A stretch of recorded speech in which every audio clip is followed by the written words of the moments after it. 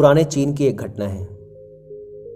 बहुत प्रसिद्ध है ये कहानी चीन में। पुराने चाइना में एक व्यक्ति रहता था जो संन्यास्त हो जाना चाहता था, बस खो जाना चाहता था।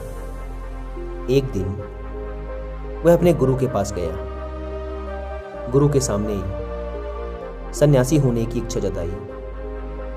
गुरु ने कहा कि तू सच में सन्यासी हो जाना चाहता है या बस सन्यासी दिखना चाहता है? उस व्यक्ति ने कहा कि जब सन्यासी ही होने आया हूं तो दिखने का क्या करूंगा, मैं तो सन्यासी ही होना चाहता हूं। तो गुरु ने कहा ठीक है, यह अपनी आखिरी मुलाकात थी, अब तू दोबारा मेरे पास मत आना। जब जरूरत होगी तब मैं खुद तेरे पास आ जाऊंगा। इस आश्रम में 500 सन्यासी हैं। उन 500 सन्यासियों के लिए तुझे चावल कूटने का काम करना है। ऐसा कहा जाता है कि वह सन्यासी अगले 12 वर्षों तक चौखट के पीछे एक हल्के अंधेरे से कमरे में बस चावल ही कूटता रहा। 500 सन्यासी थे उस आश्रम में। वह सबके लिए चावल कूटता, सुबह से उठता, चावल कूटता रहता, रात थक जाता तो सो जाता। 12 वर्ष बीत गए।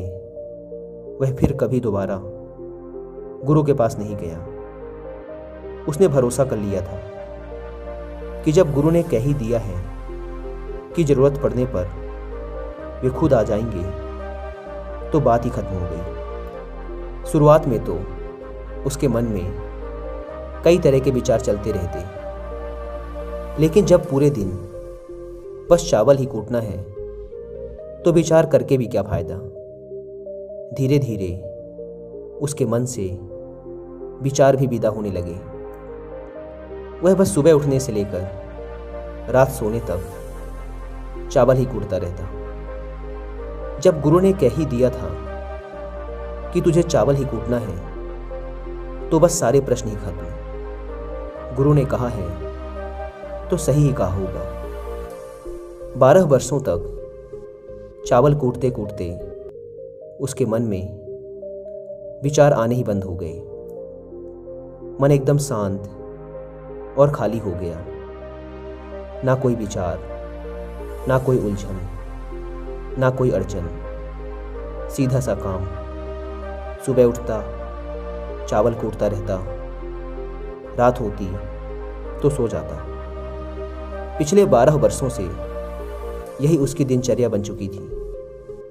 विचार मुक्त होकर वह बस अपना काम करता रहता। 12 साल बीत जाने के बाद गुरु ने घोषणा की कि मेरे जाने का समय आ चुका है। जो भी व्यक्ति मेरा उत्तराधिकारी बनना चाहता हो वो आज रात मेरे कमरे की दीवार के बाहर 4 पंक्तियां लिख जाए, जिसमें जीवन का सत्य उजागर हो, जिसमें उसका और उसके विचारों का सत्य उजागर होता हो। लेकिन ये विचार उसके खुद के होने चाहिए, यह उसका खुद का अनुभव होना चाहिए। यह घोषणा सुन सभी शिष्य डर गए, क्योंकि गुरु को धोखा देना आसान ना था। शास्त्र तो सभी शिष्यों ने पढ़ रखे थे, लेकिन उन सभी शिष्यों में से जो सबसे बड़ा विद्वान था उसने साहस जुटाकर गुरु के कमरे की दीवार पे उस रात 4 पंक्तियां लिख दी।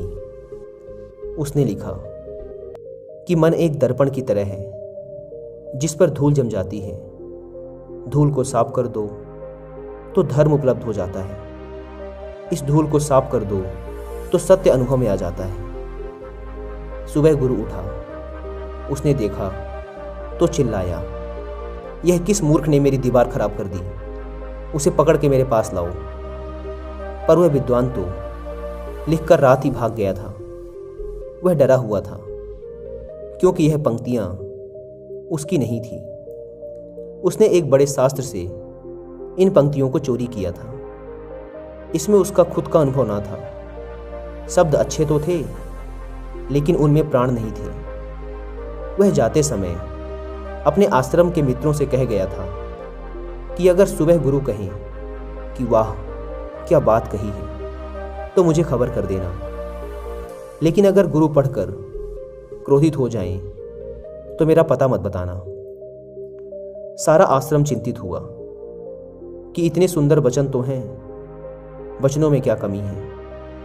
मन दर्पण की तरह ही तो है, जिसमें शब्दों की, विचारों की, अनुभवों की धूल जम जाती है। बस इतनी ही तो बात है। साफ कर दो दर्पण तो सत्य का प्रतिबिंब फिर बन जाता है। लोगों ने कहा, उस सन्यासी ने बात तो बिल्कुल ठीक ही लिखी है, लेकिन गुरु जरा जरूरत से ज़्यादा ही कठोर हैं। और अब देखते हैं कि इससे ऊंची बात गुरु कहाँ से लेकर आएंगे।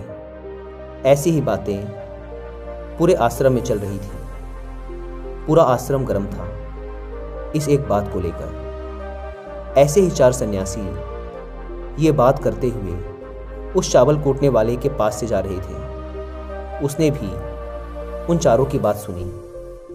उनकी बात सुनकर वह हंसने लगा। उनमें से एक ने कहा, तुम हंस रहे हो, बात क्या है? उसने कहा, गुरु ठीक ही तो कह रहे हैं, किस नासमझ ने यह लिखा। यह सुन वह चारों सन्यासी चौंके और फिर बोले, तू पिछले 12 वर्षों से चावल ही कूट रहा है और हम शास्त्रों पर सर पटक पटक कर मर गए, तो अब तू बताएगा कि क्या सही है और क्या गलत। उनमें से एक ने कहा, तो क्या तू लिख सकता है इससे बेहतर कोई वचन?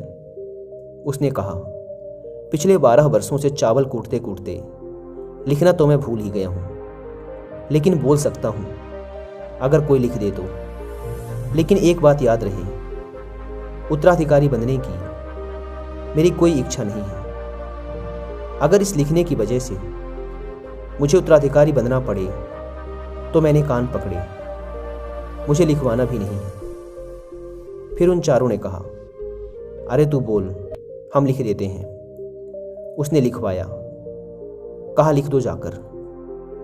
कैसा दर्पण कैसी धूल, ना कोई दर्पण ना कोई धूल, जो इसे जान लेता है धर्म को उपलब्ध हो जाता है, सत्य को उपलब्ध हो जाता है।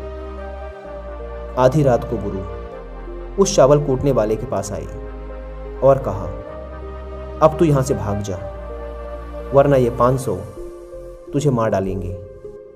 ये मेरा चोगा ले, तू मेरा उत्तराधिकारी बनना चाहे या ना बनना चाहे, इससे कोई फर्क नहीं पड़ता। तू मेरा उत्तराधिकारी है, मैंने तुझे ही अपना उत्तराधिकारी मान लिया। लेकिन अब तू इस आश्रम से भाग जा, क्योंकि ये तुझे जीने ना देंगे। ये सब बर्दाश्त नहीं कर पाएंगे कि एक चावल कूटने वाला सत्य को उपलब्ध हो गया, आत्मज्ञान को उपलब्ध हो गया, और ये शास्त्रों पर सर पीटते रह गए। इसलिए तू यहां से चला जा। यह कहानी यहीं समाप्त होती है। विचार शून्यता के संदर्भ में एक बार गौतम बुद्ध ने भी अपने एक शिष्य मौलिकपुत्र से कहा था कि जिस दिन तुम्हारे दिमाग में विचार उठने बंद हो जाएंगे, उस दिन तुम सत्य का अनुभव करोगे, तुम खुद को, इस ब्रह्मांड को समझ पाओगे, और यही बुद्धत्व प्राप्ति का पहला कदम है। दोस्तों, अगर आप भी अपने विचार और माइंड को समझने की ओर पहला कदम बढ़ाना चाहते हैं, तो मैं आपको 3 बुक्स रिकमेंड करूंगा जिन्हें आपको जरूर पढ़ना चाहिए। जिसमें पहली बुक है बुद्धास ब्रेन, दूसरी बुक है the monk who sold his Ferrari, और तीसरी बुक है ब्रेन रूल्स। लेकिन यदि आपके पास इन बुक्स को बैठकर पढ़ने का टाइम नहीं है, तो आप इन तीनों ही बुक्स की बुक समरी सुन सकते हैं कुकू FM ऐप पर। कुकू FM इंडिया का लीडिंग ऑडियो बुक प्लेटफॉर्म है, जहां पर आप अपने पसंद के किसी भी बुक की ऑडियो बुक सुन सकते हैं, वो भी इंडिया की किसी भी लैंग्वेज में। ऑडियो बुक सुनने का सबसे बड़ा फायदा ये है कि आपको बुक्स पढ़ने के लिए अलग से टाइम नहीं निकालना पड़ता। अपने डेली यूज़ के कामों को करते वक्त भी आप इन बुक्स की प्रीशियस नॉलेज को गेन कर सकते हैं। वैसे तो कुकू FM के पूरे 1 साल का सब्सक्रिप्शन 399 रुपीज़ का है, लेकिन यदि आप डिस्क्रिप्शन एंड पिन्ड कमेंट पर दी गई लिंक से कुकू FM ऐप को डाउनलोड करके उसमें हमारा कूपन कोड WI50 यूज़ करते हैं, तो आपको मिलेगा सीधे 50% का डिस्काउंट। यानी कि सिर्फ 199 रुपीज़ में, जो कि एक बुक की कीमत से भी कम है, आप पूरे 1 साल तक सैकड़ों बुक्स की ऑडियो बुक सुन सकते हैं। लेकिन ये 50% डिस्काउंट का स्पेशल ऑफर सिर्फ पहले 250 लोगों के लिए ही वैलिड है, इसलिए देर ना करें। Link description and pinned comment पर दी गई है, एक बार जाकर जरूर चेकआउट करें। मन के विचारों को शांत करने का एक तरीका जो बौद्ध ग्रंथों में बताया गया है वह है खुद के विचारों पर ध्यान देना। अंदर क्या चल रहा है, कैसे विचार उठ रहे हैं, इसका बड़े ही सावधानी से निरीक्षण करते रहना। पर इसका मतलब ये नहीं है कि हम अपने विचारों को दबाना, उन्हें रोकना शुरू कर दें। अगर आप ऐसा करेंगे तो विचारों के फैलाव की तीव्रता और बढ़ जाएगी। आपको बस अपने मन को देखना है। मन भटकेगा, बार बार भटकेगा, लेकिन जैसे ही आपको फिर याद आए कि आप विचारों का निरीक्षण कर रहे थे, आप तुरंत फिर से विचारों पर ध्यान देना शुरू कर दो।